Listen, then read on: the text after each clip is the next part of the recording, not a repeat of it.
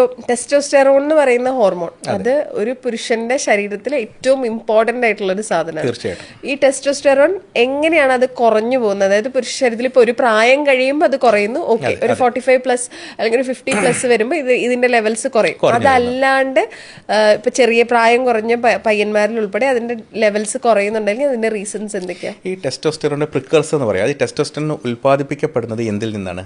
അത് കൊളസ്ട്രോളിൽ നിന്നാണ്. നമ്മൾ കൊളസ്ട്രോൾ നമ്മൾ പറയുന്നത് സർവ്വസാധാരണ നമ്മൾ കൊളസ്ട്രോൾ ചെക്ക് ചെയ്യാൻ പോയി, രാവിലെ കൊളസ്ട്രോൾ ചെക്ക് ചെയ്യാൻ പോയി. ഈ കൊളസ്ട്രോൾ നിന്നാണ് ഈ ടെസ്റ്റോസ്റ്റെറോൺ എന്നുള്ള ഹോർമോൺ ഉൽപ്പാദിപ്പിക്കപ്പെടുന്നത്. അപ്പോൾ നമ്മുടെ ശരീരത്തിന് നല്ല കൊളസ്ട്രോൾ, നമ്മൾ ആ കൊളസ്ട്രോളിൻ്റെ ലിപ്പിഡ് പ്രൊഫൈലിൻ്റെ ആ ഒരു ടെസ്റ്റ് ചെയ്താൽ മനസ്സിലാവും. HDL നല്ല കൊളസ്ട്രോൾ, LDL മോശം കൊളസ്ട്രോൾ, VLDL വീണ്ടും മോശം കൊളസ്ട്രോൾ, ട്രൈഗ്ലിസറൈഡ് മോശം കൊളസ്ട്രോൾ. ഈ നല്ല കൊളസ്ട്രോൾ നമ്മുടെ ശരീരത്തിൽ ഉണ്ടായാൽ മാത്രമാണ് നല്ല ടെസ്റ്റോസ്റ്റെറോണിൻ്റെ ലെവൽസ് നമുക്ക് ശരീരത്തിൽ ഉണ്ടാകാൻ പറ്റുള്ളൂ.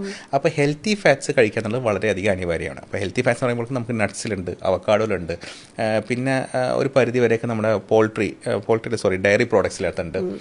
പിന്നെ omega-3 ഫാറ്റി ആസിഡ്സ്, നമുക്ക് ഹെൽത്തി ആയിട്ടുള്ള ഫാറ്റ്സ് നമുക്ക് ഫിഷിൽ നിന്ന് കിട്ടാൻ പറ്റും. ഇതെല്ലാം നല്ല ഹെൽത്തി സോഴ്സസ് ഓഫ് കൊളസ്ട്രോൾ ആണ്. ഗുഡ് കൊളസ്ട്രോൾ, നല്ല കൊളസ്ട്രോളിൻ്റെ നല്ല സോഴ്സുകളാണ് ഇതെല്ലാം.